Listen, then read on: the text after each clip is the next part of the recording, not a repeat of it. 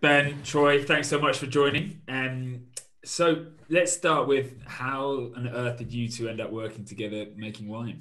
Mate, essentially, in the Yarra Valley, you either did three things as a kid. Well, coming out of school as a kid, you got a trade, you worked in the wine industry, you worked in hospitality. Yeah. Four things: you worked in hospitality, Hospitality. or you learnt how to fight. And we weren't very good at fighting. Yeah, so we thought we'd better have a look at something else. And trades didn't suit us. So Troy was hospo, I was wineries, and we decided to start a business together. over lots of beer as all these things start. So there's lots of Cooper's Green going down, and thought, well, let's do it.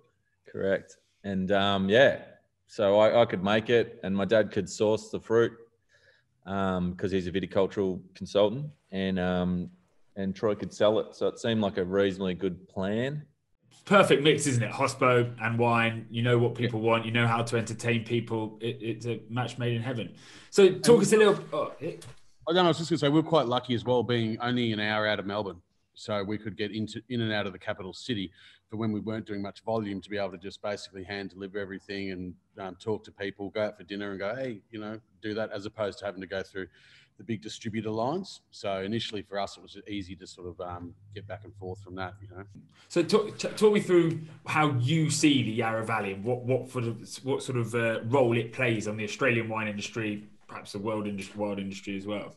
I think Troy kind of touched on a major thing. Its location to Melbourne means that it attracts probably some of the best Australian winemakers and some internationals every now and then, because they can live in a dynamic city and they can come out they can commute to work. So we've actually been lucky and had probably some of the best winemakers in Australia regularly based here, and at the same time, Melbourne's a dynamic city, but the Yarra therefore is also quite dynamic because you have such a confluence of winemakers with different ideologies and theories and ideas on how things should taste and how things should be made. And access to world scale, from old world, new world and everything. So people can try new things because they go, I've tasted that. That's fantastic. You're not stuck hours out of a capital city where you can't actually experience great food or great, great new wines. So it probably embodies that idea of Australian and New World wine in that there's no boundaries. There's nothing that you have to do. And you're encouraged to try everything and do everything, all the way from the vineyard to the winemaking, to the labeling, to selling. Nice. So how did you guys end up deciding to make everything from a very classic Yarra Valley Chardonnay that is obviously an icon style worldwide to a Solera Sangiovese, which no one really is making anywhere in the world? Now, look, I suppose when you work and back in the early 2000s, the Yarra was, and a lot of the winemakers were still quite classical, and we were brought up making wines the way they made, Pinot the way they made it in Burgundy, and Cabernet the way they made it in Bordeaux. So there was still quite a bit of that. But then things rapidly changed when we realised that our climate doesn't actually suit those winemaking techniques, the harvesting times, all of that. And so from there, it just kind of snowballed. A lot of young crew got in because at that time young guys could make wine just at a winery, and it didn't cost really anything. So there was a lot of young people coming through. Ability to experiment. Yeah, a lot of, well, why don't we do it this way? Why don't we do it that way? Who cares about that? And it changed rapidly within about 10 years from very classical, traditional making and growing techniques to something much more. I guess we always say as well, you tilt your hat to the old guard, but then you can actually do what you want. Yeah. You know what I mean? So you take those experiences and then put your own twist on it, which over your way in Europe, you've got to go, these are the rules, this is what we do, these are the dates, these are the times. Well, we go, let's try it like this, Yeah, nice. And so talk us through your range, Valley Vigneron series, and then, elaborate from there. Yeah, look, we've got what we call our weeknight wines, I suppose, which is our Valley Vignerons, and they're much more kind of accessible to everybody, from sommeliers all the way to, our mates who might drink 2 bottles of wine a year. So yeah, so they capture quite a broad spectrum. We use everything we make has to be delicious. Yeah. And that BV is Good just mantra. in the way. Yeah, Yeah. totally. Well, you can have a list of all these things that you do, but if it doesn't taste fantastic, Probably at the top, surely. Yeah. totally. And then then we make a bit more premium tier where we do take a few more risks and It's kind of ironic, isn't it? That the premium stuff is the stuff you take more risks on. Is the stuff that is like more expensive to mess up, but actually let's just do it anyway because that's our start. Completely. And you got to have a punt, don't you? Yeah. So talk us through, and so Major Kong, Lucano, how did these come about? Like pretty wild wines, right? Yeah, look, I think, like we said, over the last 10, 15 years, a lot of the young crew started experimenting significantly on winemaking techniques and maturation in bottle and, trying to do things as minimal as possible just to kind of really speak of the growing season and the region. So the Major Kong Syrah, it started off pretty much 100% whole bunch, and then now it's peeled back to about 40% whole bunch fermentation for, just spice and give the market what they really want. And then exactly deliciousness. But then we're experimenting heavily with using tannins instead of sulfur for oxygen protection, sure, and different ways of maturation.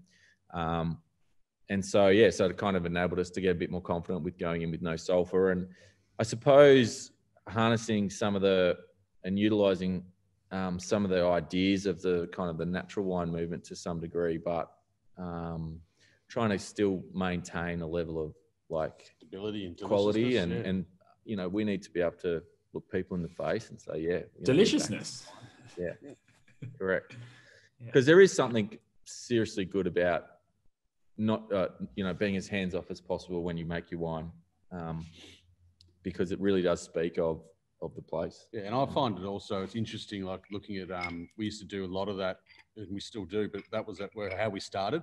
And that was always sort of not frowned upon, but, like when I'd be over with you tasting, or Ben would be over with you tasting, people asking, is this going to be stable? Or how many bottles am I going to send back? Or what am I going to do with this?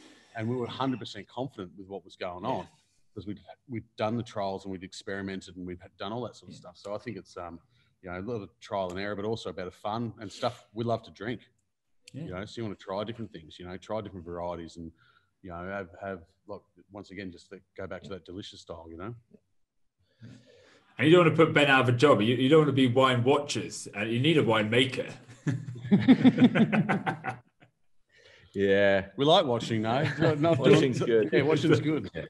It actually, weirdly enough, it actually takes a lot more work to do nothing because you actually have to monitor it a lot more. Sure. It's so much more can go wrong. You can't just add sulfur and walk away for 6 months. So it's not that simple anymore. But it's still good fun. But that's also where the market's trending over here and over there and in other countries as well. So it's not going on what's point. I think it's quite funny now because all those things that we used to do are now prerequisites when you're selling it. And then 10 years ago, it was like, oh, that's cloudy. We don't want to look at that. Oh, that's reductive. We don't want to look at that. Whereas now it's like, oh, wow, this is amazing. So. And what's anything new on the horizon? Anything coming up? Small projects? Is that a vermouth you're drinking? Is that a one of your projects, or is that? No, that's a Spanish thing we're bringing in here. Oh. Yeah.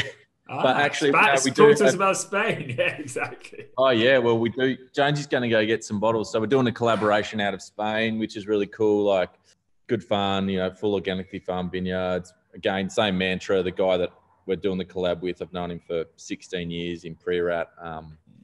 Worked with him a lot, and it's along those still same minimal intervention, no sulfur, no filtration wines. We've got a very special wine. I don't think you'll see it in the UK. Probably won't even be allowed on the shelves. We've got a very special Mataro coming out just for this year. Yeah, brilliant. So we'll send you a shirt, Elliot. I reckon it's quite fitting for the. Thanks, mate. Yeah, perfect. They're the two things on the horizon at the moment. Just sold at Cellar Door. Ooh. It'll go wholesale. It's actually pretty funny story about the label. I submitted it to our normal label company, to be made, and they said, "Oh, we can't do it. It's too offensive." And so I was like, "Oh, okay." So I got in touch with another label company who we use for Four Pillars, and I said, "Oh, how you guys feel about printing these labels? You know, like not too offensive or anything?" And they were like, "Nah. In fact, we want to buy 73 bottles for all the staff." So you've changed label printer. Yeah, we actually, to be honest, we have. CCL, good printed, CCL. And so Spain's going well as well. I guess you haven't been over there this year. Man. Well, no, we can't make it. These are the labels. So they're drawn by Melbourne artists. And yeah, they're selling like hotcakes in Spain. Oh, nice. Pretty cool. We do a Sumoy. I don't know if you've heard of Sumoy. It's a pretty sick. It's like a Gamay / Pinot out of Tarragona. You guys send us some information and some samples. We will. We might even throw a 6-pack on in this new order that you put in with us. Oh yeah, it hasn't left yet. Should be amazing. Very good. I don't know how it goes with export, but yeah. No. Brilliant. Cool. Yeah. Anything else you want to cover, chaps? I think it's perfect. I think we are missing coming back and seeing you guys over into the new year, and it's going to obviously be a while before we can do it. But I just think it's just, we can all get on board and drink like what we're doing with this Australia Day tasting, drinking Aussie booze and getting amongst it. And obviously no one can come and visit, but we're always available by email and chat. If you look at Ben now, there you go. Other hand, close enough. Yeah. Taking my shirt off. Yeah, it's COVID, so. No, I think I've seen more people on video calls than I've ever done before. So I think probably end up seeing more people in person, as this is the new in person, than ever before anyway. So it's one other thing, probably a bit geeky, that we have been moving towards a lot with our vineyards is there's some new kind of microbiological sprays on the market. So it's like it's kind of taking the idea of biodynamics, applying science to it, and using that in the vineyard a lot. So which has been increase really it. I've talked with a few people about this, about the increasing the natural disease resistance of the plants. And correct. You basically, I don't know if you see the documentary Fantastic Fungi. No, it's all about the mycelial network and how that they plant. They can transfer nutrients and information from plant to plant via the network of. Yeah. No. No, riveting's why I gave up engineering. Well played. Yeah. Anyway, thanks so much, chaps. No worries. I'm sure we'll chat soon.